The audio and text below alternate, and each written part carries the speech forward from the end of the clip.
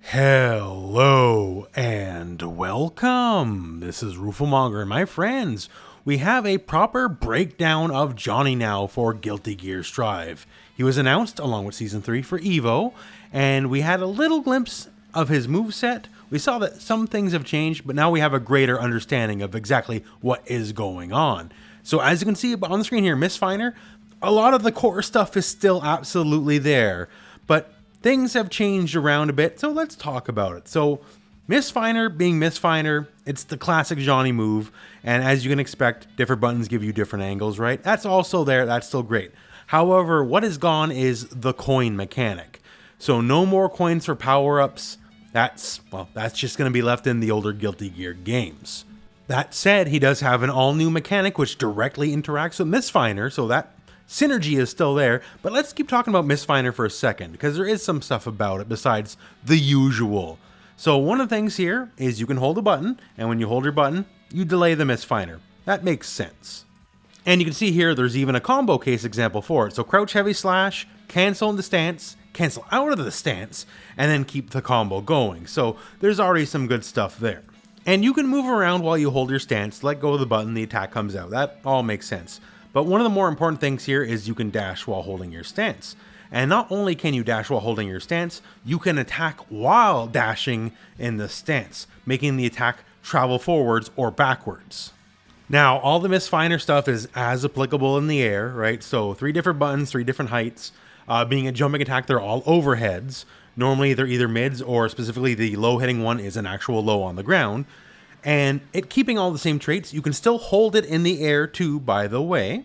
So you can delay your strike and all the fanciness you could associate with that. While holding stance in the air specifically, you can also cancel out into air normals. So you can hit heavy slash or dust and you'll get different attacks while you're holding out on the stance. As opposed to just canceling the stance if you're holding it while you were grounded. So more tricky options while you're airborne, and not the least of which, you get the dash still, right? So the ground dash, okay, that's normal, whatever, but the air dash, that's very fun and interesting, especially because you can attack out of it.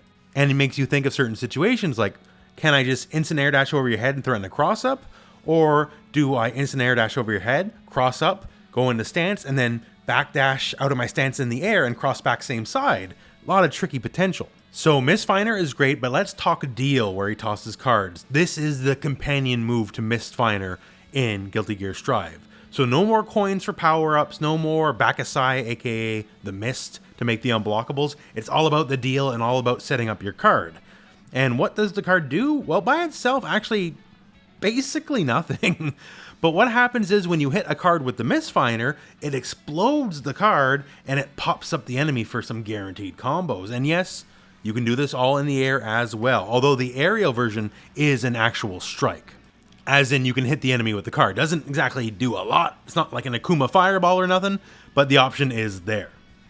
And this I like a lot. This keeps kind of the flavor of Johnny, keeping the combo ability with Mistfinder as it were, but still changing things up and making things a little bit more simple, and obviously no unblockable gimmicks with Mist and all that kind of stuff, right?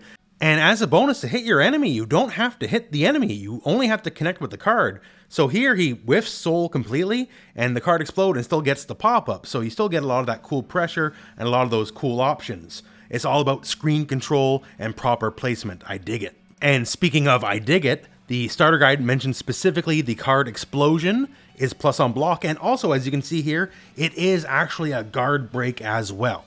So big time rewards for setting everything up properly. Now, for the other specials, he has Vault, which is basically a command jump. You can hit heavy slash during it to throw the card and get all the associated card bonuses. And also, as you can see here, it comes with a decent dose of combo potential as well, so it's not just purely movement. Now, for a returning classic move, Nsenga returns, although it's different. It's actually a grounded move this time around, not an aerial move like it used to be back in the day. So, Tiger Knee, Nsenga, instant overheads, not so much this time around. But seemingly a decent sized hitbox and good combo fodder, yeah, it seems to work that way. And they do go out of their way to show that, yes, with pushback, it's also incredibly safe on block. And just to round out, since we've talked about every other move at this point, so that's my name, half circle back forward, heavy slash. That is this big, nice cinematic super that has invincible startup, so this is your panic button. You start feeling that pressure, this is your go-to to get out of jail and smack down your enemy. And also, it just looks cool. I like it. Perfect Johnny style. And Joker Slash is double cortical forward slash, and it's basically your big combo super. It actually is a projectile and a very fast travel time as well, as you can see here, right? So any given combo, regardless of the distance, you're very assured in that you're going to almost always be able to get this and land this for some extra damage. As the example shown right here, that's Soul's almost full screen away and you still get the super. So yeah, Johnny, I think the core of what makes Johnny Johnny absolutely translates through Strive. Obviously, yes, no miss, no coins, some of that classic stuff is not here, but I think the card system is a very elegant way to readdress that without keeping some of that complexity, because they do want characters to be easier in this game, right? And it still has that core of, I'm fishing for a thing, and I go into Mistfinder and do the Mistfinder gimmick, and this time around the card is the Mistfinder gimmick. And it seems like a pretty damn good gimmick, all things told, man. Johnny is listed as a zoner on the official Guilty Gear website, and with this amount of screen control, having cards on and being able to slap them whenever he wants for a free pop-up and a free combo, and a guard crush on block that's plus, like, yeah, man, just maybe. He's going to be a neutral monster with big buttons and the ability to set all this up whenever he wants. So Johnny and Strive Season 3 come out on the 24th. That is days away from this point. And I'm looking forward to see what they're going to do with Johnny and also what they're just going to do with Season 3 in general. This video did give us a little idea. As you can see, the burst has like flames on it now, right? And we do have the new mechanics. And we got two new mechanics, one offensive, one defensive, that use your burst gauge as its meter rather than the tension gauge. So it could be while the flames are on, it's just saying that, yeah, you have enough burst gauge to pull off this move, like say the Wild Assault. Or it could be something else entirely, I suppose, but we'll find out soon enough. But yeah, Johnny looks good. Season 3, hopefully a lot of cool changes. The universal mechanics are great. The fact that some characters are getting new special moves are great. And hopefully there's a nice round of balance changes as well. Like, Lord knows I'm not going to argue against a buffer 2 for our boy Potemkin, right? And as for the top tiers, if there's nerfs, hopefully they're not nerfed too bad. The old Arc System Works idea is to bring up the lower characters to the level of the higher tier characters, and hopefully, Season 3, maybe we can get something that's close to pulling that off. Let's cross our fingers anyway. Season 3 is going to give the game a very big new time to shine. Hopefully things that have been issues, like say Hacker Man, right? Hopefully that goes away with this patch. We don't know. But yeah, anyways, that's it for me. That's it for this video. So thank you very much for watching. Hope this video has found you well, and go out and play some Guilty Gear.